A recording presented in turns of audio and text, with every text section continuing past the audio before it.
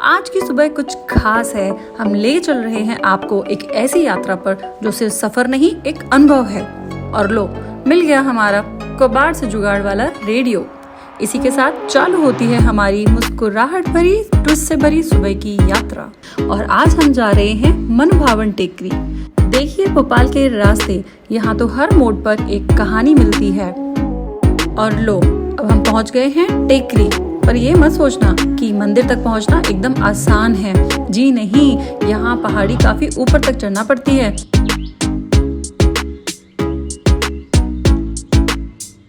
भोपाल शहर झीलों का शहर है और इस शहर से 550 मीटर की ऊंचाई पर स्थित है यह मनभावन टेकरी।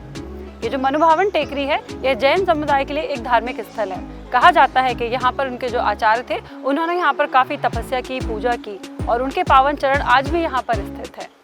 मनभावन टेकरी ना सिर्फ जैन समुदाय के लिए धार्मिक स्थल है, बल्कि इसके अलावा यहाँ पर देखा जाए तो व्यू पॉइंट बहुत ही खूबसूरत है। जब आप टेकरी आएंगे तो आपको लगेगा कि यहाँ पर कितनी ज़्यादा शांति है और आपको एक अलग ही मज़ा आएगा। यहाँ इतना सुकून है कि मैं आपको शब्दों में तो शायद बयां भी नहीं कर सकती।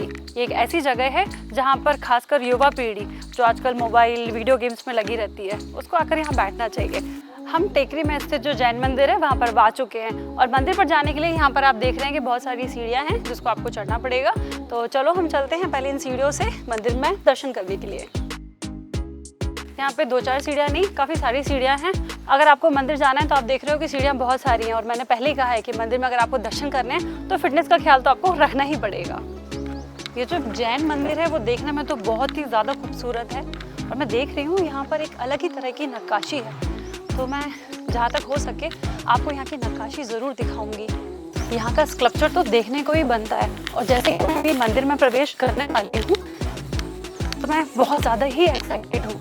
इस टेकरी को महावीर गिरी भी कहा जाता है और यह श्वेतांबर जैन समाज के लिए एक महत्वपूर्ण तीर्थस्थली मानी जाती है। मंदिर का वास्तुशिल्प जैन स्थापत्य कला का उत्कृष्ट उदाहरण है, जिसमें संगमरमर और लाल बलुआ पत्थर का सुंदर उपयोग किया गया है। मंदिर के गर्भगृह में 3 प्रमुख तीर्थंकरों की प्रतिमाएं हैं, जिसमें भगवान महावीर स्वामी केंद्र में पद्मासन मुद्रा में विराजमान है। यह प्रतिमा लगभग 78 सेंटीमीटर ऊंची है और बलुआ पत्थर से निर्मित है। कहा जाता है कि यह प्रतिमा कई हजार वर्षों से भी अधिक पुरानी है। और इसी के साथ श्री गौतम स्वामी भी यहाँ विराजमान हैं। यह भगवान महावीर स्वामी के प्रमुख शिष्य थे।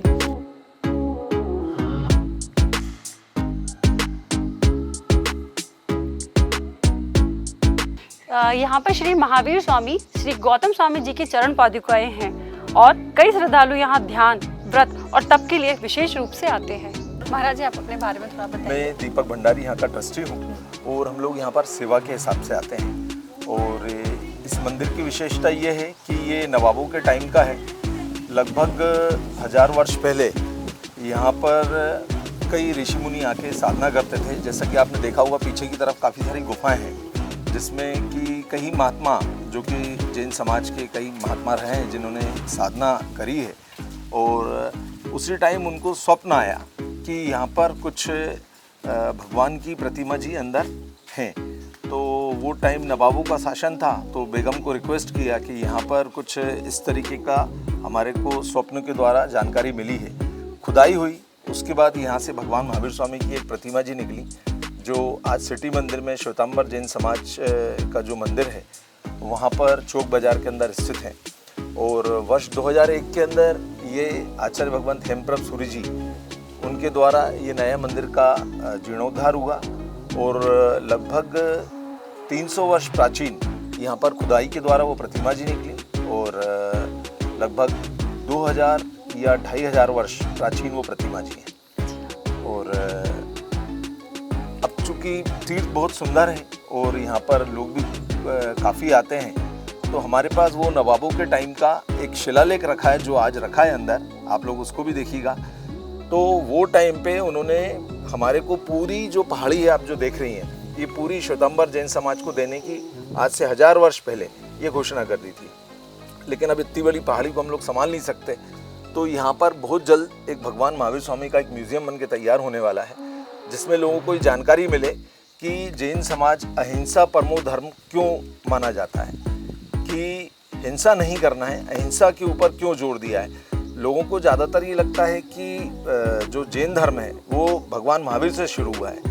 ऐसा नहीं है। भगवान महावीर तो 24वें यानी आखिरी तीर्थंकर थे।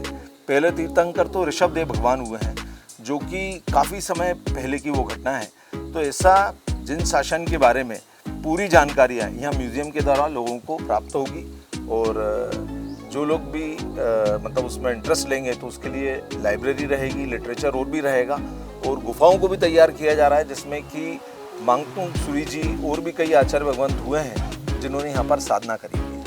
अच्छा, मतलब हम कह सकते हैं कि आपने हमारे यहाँ के इतिहास को बहुत अच्छे से संभाल के रखा है।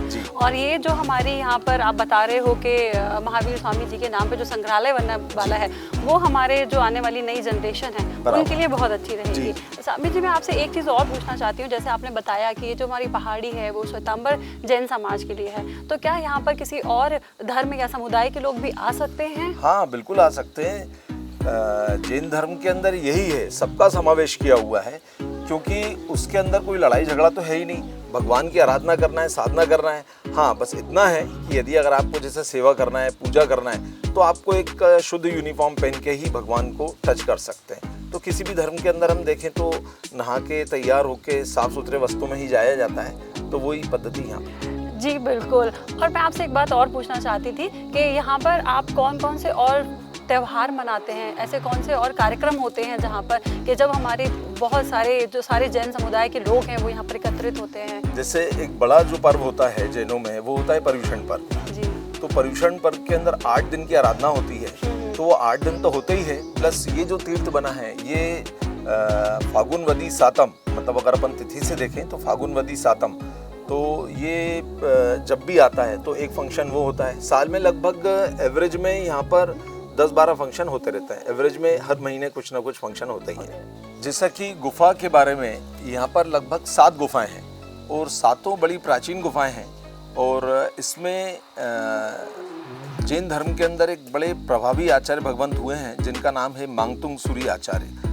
उन्होंने भक्तांबर सूत्र की रचना करी है, और यहाँ पर वो कई घंटे, कई महीनों साधना में बैठे रहते थे। ना वो पानी पीते थे, ना कोई आहार ग्रहण करते थे। कई महीनों तक उन्होंने निर्जला साधना करी, और तब जाके भक्तांबर सूत्र की रचना हुई। तो आप लोग भी या जो भी आना चाहें वो यहाँ पर बढ़िया साधना कर सकते हैं। बहुत सुंदर गुफा है और बहुत ही रमणीक स्थान है। जब आप इस मंदिर में ऊपर पहुँचते हैं तो सामने होता है भोपाल का वो नज़ारा जहाँ शहर की झीलें, इमारतें और हरियाली मिलकर एक अनोखी तस्वीर बनाते हैं। सुबह का सूर्योदय हो या शाम का सूर्यास्त, यह दृश्य आत्मा को छू जाता है। यहाँ आप देख सकते हैं कि हमारे जो जैन ऋषि हैं उनकी चरण पादुकाएं हैं। हालांकि मंदिर के बाहर, अभी यहाँ पे गुफा के बाहर ताला लगा हुआ है, पर यहाँ से आप उन चरण पादुकाएं के दर्शन कर सकते हैं।